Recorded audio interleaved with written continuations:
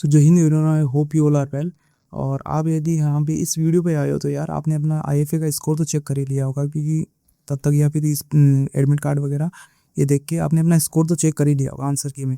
इस वीडियो तक एसआरटी तक आप पहुँचे हो तो एसआरटी में मैं आपको बता दूँ पहले तो कंप्लीट प्रोसेस की जो रिपीटर्स है वो क्या प्रॉब्लम करते हैं, और उन्हें पता भी नहीं लगता है कि भाई हम एसआरटी में आउट कहाँ हुए हैं। हमने अपना पूरा कंप्लीट दिया है, एसआरटी में कहाँ आउट हुए हैं, क्या प्रॉब्लम है। और जो बिगिनर्स हैं वो तो पहले से डरे हुए होते हैं यार कि एसआरटी में कोचिंग वाले और जो आउट होके आते हैं वो तुम्हें इतना एग्जेजरेट करके बताते हैं कि हमें तो पता ही नहीं चला कैसे आउट हो गए, कितने क्वेश्चन छूट गए, इतने टफ क्वेश्चन आते हैं, लेंथी क्वेश्चन आते हैं, समझ ही नहीं आया कहाँ कहाँ हमें आउट कर दिया। तो मैं आपके सारे डाउट क्लियर करूँगा। और पहले मैं बता दूँ अपने बारे में कि मैंने भी फेस सेकंड 2 बार निकाला है, और एसआरटी में मैंने एक सिंगल एसआरटी तक प्रैक्टिस नहीं किया भाई, एक सिंगल एसआरटी भी प्रैक्टिस करके नहीं गया था मैं घर पे। ओनली एंड ओनली बस उसका फॉर्मेट चेक करके गया था कि किस तरह का फॉर्मेट आता है, मतलब कितने क्वेश्चन मुझे पूछे जाएंगे वहाँ पे और मुझे कितने अटेम्प्ट करने हैं और कितना टाइम मुझे मिलेगा फाइनली वहाँ पे, और किस फॉर्मेट में आएंगी, मतलब रिटर्न होंगी या फिर एमसीक्यू में होंगी। तो पहले मैं ये फॉर्मेट से तुम्हें एक एक चीज़ बताते हुए चलता हूँ और कैसे तुम्हें अच्छा परफॉर्म करना है वहाँ पे, ताकि तुम्हें एसआरटी में कोई प्रॉब्लम ना हो, चाहे तुम बिगिनर हो चाहे रिपीटर हो। तो मैं बिना टाइम वेस्ट के स्टार्ट करता हूँ कि पहले जैसे ही तुम्हारा कंप्लीट होता है, पीएफटी ख़त्म होता है, उसके बाद तुम ब्रेकफास्ट करने के जस्ट बाद में थोड़ा तुम्हें टाइम दिया जाता है, फिर तुम्हारा एसआरटी प्रोसेस स्टार्ट होता है।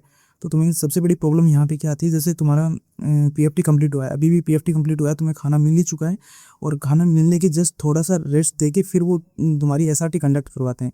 तो तुम पहले से यार फटीग हो चुके होते हो, मतलब बहुत ज़्यादा थक चुके होते हो, और तुमने पीएफटी अभी कंप्लीट कर किया ही है, और ये तुम रोज़ डेली तुम्हारा रूटीन रहता नहीं है, इसलिए थकान और भी ज़्यादा आती है। और फिर एक बात और ऊपर से कि वो तुम्हें अभी खाना भी खिला के लेके आए हैं और बीच में थोड़ा रेस्ट भी दे दिया है।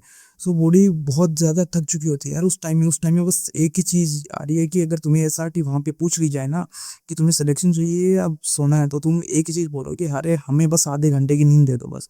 इतना ही दिमाग में आता है, इतने ज़्यादा थक चुके होते हो तुम। तो बहुत से स्टूडेंट जैसे मैंने उन्हें वहाँ पे भी देखा भाई, जैसे एसआरटी तुम्हें दी जाती है, आधे तो घबराए हुए होते हैं और आधे ऐसे ऐसे नींदों में ऐसे ऐसे झूल रहे होते हैं वहाँ पे। अरे हम दूसरे की यार अपनी बताता हूँ, जैसे मैं फर्स्ट टाइम देने गया था और सेकंड टाइम देने गया था। तो फर्स्ट टाइम देने गया था ना, फर्स्ट टाइम तो मुझे ऐसे नींदें आ रही थी वहाँ पे, बहुत ज़्यादा नींद आ रही थी, इतनी थक चुके थे हम। और मैं आप उसी अटेम्प्ट में जाने वाले हो जिस अटेम्प्ट में मैं सेलेक्ट हुआ था और फाइनली मेरा सिलेक्शन हुआ था। आप उसी अटेम्प्ट में जाओगे, उस टाइम बारिश का टाइम चल रहा होगा, और ये पीएफटी वगैरह करवाने के बाद आपको खाना देके फिर वो एसआरटी कंडक्ट करवाएंगे। उस टाइम आपको जैसे आप करने बैठोगे तो आपको बहुत तकलीफ होने वाली है भाई, क्योंकि नींद आएगी यार, बहुत ज़्यादा नींद आएगी। मेरे साथ ये हो चुका है। तो मैं अपनी पर्सनल एक्सपीरियंस तुम्हारे साथ शेयर कर रहा हूँ कि ये तुम्हारे साथ भी होगा यार। तो इससे मैनेज करके ये चलना, क्योंकि तुम्हें आधा घंटा मिनिमम निकालना है, बस आधा घंटा निकालना है, फिर छुट्टी, फिर इतनी ज़्यादा प्रॉब्लम नहीं होगी वहाँ पे। और उसके बाद बात करूँ, जैसे तुम्हें दिए जाएंगे, पहले बताया जाएगा, एक पेंसिल दी जाएगी और पेन दिए जाएंगे कि भाई पेंसिल से तो क्या फिल करना है और पेन से क्या फिल करना है। क्योंकि बहुत से कैंडिडेट यार उसमें ओएमआर शीट दी जाती है तुम्हें वहाँ पे, और कुछ पेपर दिए जाते हैं, वो क्वेश्चन पेपर भी तुमसे वापस ले जाया जाएगा और ओएमआर भी वापस ले ली जाएगी। तो बात करूँ उसमें ओएमआर में, तो ओएमआर में वो पहले से ब्रीफिंग करके तुम्हें बताते हैं, अच्छे से बताते हैं कि कौन से तो तुम्हें पेंसिल, कहाँ तुम्हें पेंसिल यूज़ करनी है और कहाँ तुम्हें ब्लैक या ब्लू बोर्ड पेन यूज़ करना है। तो उनकी ब्रीफिंग अच्छे से सुनना, इनमें गलती मत करना, वरना तुम्हारी जो डोजियर होगा, जो एसआरटी आंसर शीट होगी, वो डायरेक्टली वो क्रॉस मार देंगे, और फिर तो तुम्हें पता ही है यार, तुमने चाहे कितनी भी अच्छी परफॉर्मेंस दी हो, कितने भी अच्छे आंसर्स लिखे हैं वहाँ पे, उनका कोई यूज़ नहीं है फिर उनका। और जैसे ही तुम वो क्वेश्चंस कंप्लीट करते हो, जैसे 35 क्वेश्चन तुम्हें दिए जाएंगे और हाफ एन आवर दिया जाएगा। जैसे तुम वो क्वेश्चंस कंप्लीट करते हो और हाफ एन आवर कंप्लीट होता है, वो तुम्हें बोल देंगे अपने दोनों हैंड रेजेस करो और पेन और पेंसिल ऊपर उठा लो, फिर वो तुमसे एक एक पेपर कलेक्ट कर लेंगे। तो जैसे ही तुम पेपर करने बैठो तो एक बात तुम्हें अच्छे से ध्यान रखनी है, जैसे तुम क्वेश्चन पढ़ो, लेंदी क्वेश्चन है चाहे शॉर्ट क्वेश्चन है, ये बात हमें ध्यान रखनी है। और रिपीटर्स तो अच्छे से ध्यान दें, क्योंकि तुम्हें ये पता नहीं चलता है कि भाई हमने ऐसा अटेम्प्ट भी की थी, क्वेश्चन भी पूरे किए थे, लेकिन हमें ये पता नहीं चल पा रहा है कि हमने गलतियाँ कहाँ की थी यार। जैसे ही ये कंप्लीट होता है जो, और जैसे तुम क्वेश्चंस अटेम्प्ट करने बैठो तो एक चीज़ हमेशा ध्यान रखना है यार, वो चीज़ ये है कि पहले क्वेश्चंस पढ़ो, पढ़ने के बाद तुम्हारे पास मल्टीपल चॉइस क्वेश्चंस हैं, तुम्हें केवल आंसर्स लगाने, लिखना तुम्हें कुछ है नहीं। एनडीए की तरह, एनडीए में ऐसा रिटर्न में होती है, यहाँ पे रिटर्न में होती नहीं है, केवल तुम्हें ऑप्शंस चूज़ करना होता है, 4 में से एक ऑप्शन चूज़ करना होता है, उसमें 35 ही करने होता है। 35 एसआरटी तुम्हें मिलती हैं और हाफ एन आवर का टाइम मिलता है। तो इतना ज़्यादा पैनिक होने की रिक्वायरमेंट नहीं है तुम्हें, कि जैसे ही तुम क्वेश्चंस पढ़ो, पढ़ने के बाद ये बात याद रखना, पहले तो उसका कोई रिजल्ट आना चाहिए, आउटकम आना चाहिए। ऑप्शन पे मत जाना तुम। अगर कोई क्वेश्चन तुम्हें डाउटफुल लग रहा है तो पहले ही देख लेना। जैसे क्वेश्चन पढ़ोगे तुम्हें डाउटफुल लगेगा, कोई क्वेश्चन ऐसा होगा कि भाई ये समझ कम आ रहा है, तो उसमें क्वेश्चन पढ़ते क्वेश्चन उन पे ऑप्शन पे मत जाना। ये देख लेना कि इसमें आउटकम, एक तो आउटकम आना चाहिए क्वेश्चन पढ़ने के बाद। ये पहले डिसाइड कर लेना ऑप्शन पढ़ने से पहले। बाद में अगर ये सोचोगे तो दिमाग काम नहीं करेगा तुम्हारा। पहले एक तो आउटकम आना चाहिए, पॉजिटिव रिस्पॉन्स आना चाहिए, और मतलब फेवरेबल आउटकम आना चाहिए, नेगेटिव नहीं आना चाहिए वहाँ पे। और एक नॉर्मल ह्यूमन बीइंग की तरह तुम्हें रिएक्ट करना है। ये कोई एक्स्ट्रा ऑर्डिनरी कोई हीरो या फिर कोई बॉलीवुड का तुम्हें कोई सुपरस्टार, कोई स्पाइडरमैन या फिर कोई बैटमैन नहीं बनना है वहाँ पे। एक नॉर्मल रिस्पॉन्स आना चाहिए, नॉर्मल रिस्पॉन्स जैसा एक नॉर्मल ह्यूमन बीइंग करता है। If the conditions goes like this and this, what will you do, इसका आंसर तुम्हें नॉर्मली पता होना चाहिए। एक नॉर्मल ह्यूमन बीइंग की तरह, एक नॉर्मल सोल्जर उस कंडीशन में क्या करेगा उस तरह ये रिस्पॉन्स आना चाहिए, ये तुम्हें डेफिनेटली पता होना चाहिए भाई। फिर जैसे ही तुम क्वेश्चंस की तरफ आगे बढ़ते हो, फिर क्वेश्चंस कंप्लीट हो गए हैं, पहले तो तुम क्वेश्चन पढ़ लोगे, फिर मैंने बताया ये करना है। कोई क्वेश्चन में डाउट लगे केवल उसी में ये पैटर्न तुम्हें आजमाना है। और फिर तुम जाओगे ऑप्शन पे। जैसे ही तुम ऑप्शन पढ़ते हो, 4 ऑप्शन तुम्हें पढ़ लेने हैं। ऑप्शन 4 ऑप्शन पढ़ने के बाद फिर जो पहला तुम्हें क्लिक करने का मन करे, मतलब पहले जैसे क्वेश्चन पढ़ लिए, क्वेश्चन पढ़ने के बाद पहला ऑप्शन जिस पर टिक करने का मन करे वही जस्ट तुम्हें टिक कर देना है, क्योंकि वही तुम्हारी रियल पर्सनैलिटी है भाई, और उसे तुम बदल नहीं सकते। वही तुम्हें क्लिक करना है और ज़्यादा सोचने मत बैठना। बहुत से स्टूडेंट इसमें टाइम किसमें ख़राब करते हैं, वो उन्हें प्रॉब्लम ये आती है जैसे क्वेश्चन पढ़ लिया, फिर आंसर्स पढ़, जो हमें ऑप्शन दे रखे हैं वो भी पढ़ लिए, फिर वो उनमें से चूज़ करेंगे, एक एक एक एक एलिमिनेट करने में लग जाएंगे वहाँ पे। तो तुम्हें वैसा नहीं करना है। जैसे ही तुम क्वेश्चन पढ़ो, जो पैटर्न बताया मैंने वो फॉलो करो। फिर उसके बाद जैसे ही तुम 4 ऑप्शंस पढ़ते हो, वो 4 ऑप्शंस में से कोई एक तुम्हें सेलेक्ट करना है इंस्टेंटली। कोई ज़्यादा सोचना नहीं है, पर फर्स्ट दिमाग में आए केवल उसे पहली प्रेफरेंस देनी है। ज़्यादा सोचना नहीं है, वरना तुम्हारे पास टाइम बहुत ही कम होगा लास्ट टाइम में। ये बात तो तुम अपने माइंड में रख के चलना। और कोई एक्स्ट्रा ऑर्डिनरी तुम्हें वहाँ दिखाना नहीं है। जैसे कोई एसआरटी आ गई कि घर में आग लग गई है, व्हाट विल यू डू, तो इसमें तुम्हें ऐसा नहीं है कि मैं कोई ऑप्शन दे रखे हैं, मैं 10 आदमियों को उठा लूँगा और फूंक मार के आग बुझा दूंगा, या फिर टैंकर कोई पास में कोई टंकी है उसे उठाकर उससे पानी डाल दूंगा। ऐसा नहीं है। एक नॉर्मल ह्यूमन बीइंग की तरह तुम्हें बिहेव करना है। ज़्यादा एक्स्ट्रा ऑर्डिनरी तुम्हें दिखाना नहीं है, और टाइम तो तुम्हें मैनेज करना ही है। एक बात तुम याद रख के चलना, अगर 35 एसआरटी है और हाफ एन आवर में अगर तुमने कंप्लीट नहीं की, मतलब एक एसआरटी को मिनिमम मान के चलो तो 40 सेकंड्स मिलेंगे। अप्रॉक्सीमेटली 40 सेकंड्स में मान के चल रहा हूँ, इतना टाइम आपको मिलेगा, तभी आप 35 कंप्लीट कर पाओगे।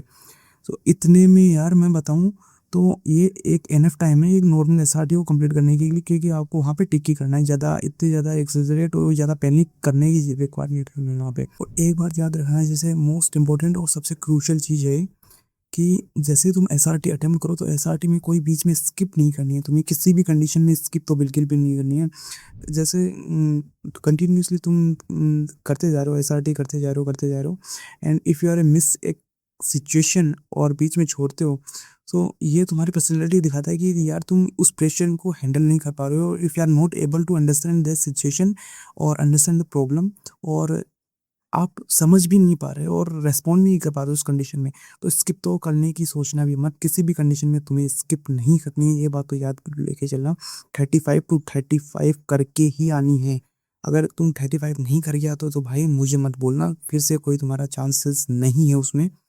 95 केसेस में यही कंडीशन है। अगर 35 में से तुमने कोई एक भी एसआरटी मिस की तो 95 चांसेस हैं कि तुम बाहर आओगे ही आओगे, डेफिनेटली है, कोई चांस नहीं है तुम्हारा इन होने का।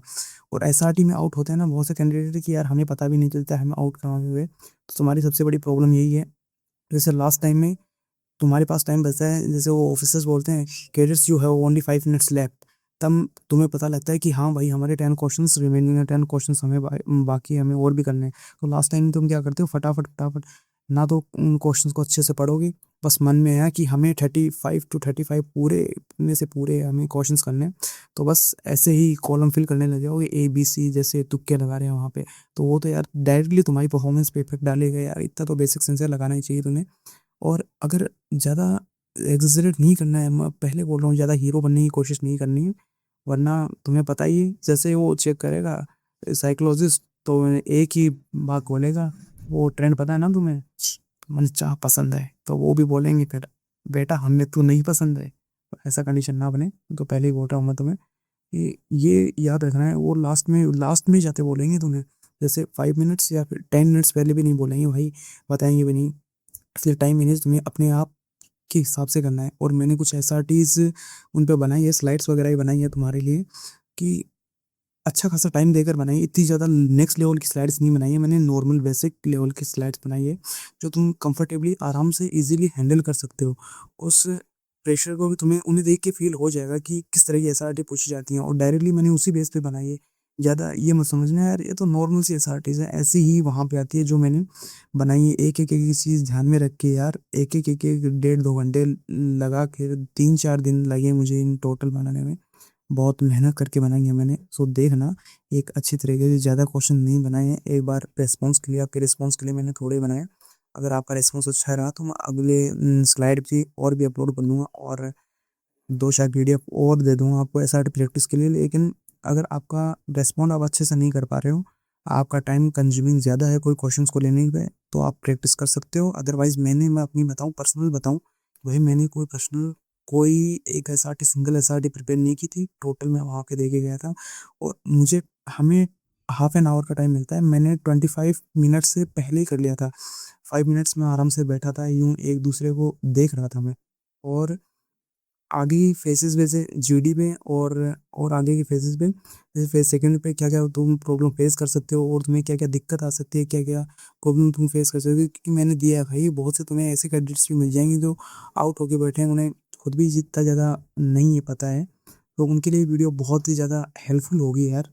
और शेयर कर देना उन भाइयों को, क्योंकि मैं तुम्हें कोई बिजनेस पर्पज से नहीं बता रहा हूँ यार, अपनी खुद के डाउट्स बता रहा हूँ कि एक नॉर्मल स्टूडेंट क्या क्या फील करता है, क्योंकि मैं वहाँ पे 2 बार जाके आया हूँ, तो वो सिचुएशन में अच्छी तरह समझ सकता हूँ कि एक डिफेंस एस्पिरेंट के दिमाग में क्या ही चल रहा होता है वहाँ पे। सब कुछ मतलब लफड़ा चल रहा होता है कि यार मैंने इतनी प्रिपरेशन की थी, और एसआरटी में तुम आउट हो के भी आ जाते हो, तुम्हें ये तक फील नहीं होता यार हम आउट किस में हुए, मैंने पूरे एफर्ट डाल दिए थे, और मैं आउट कहाँ पे हो गया, जिसके 46 47 नंबर है वो एसआरटी में आप आउट हो गया जाएगा, पीएफटी उसने क्लियर कर लिया है, एसआरटी में उसे पता तक नहीं चलता है ना वो कहाँ पे हो गया। तो ये प्रॉब्लम तुम्हें आगे फेस ना करनी पड़े, सो आगे कनेक्ट कर सकते हो तुम मेरे साथ यार, और मिलते हैं अगली वाली वीडियो में। जय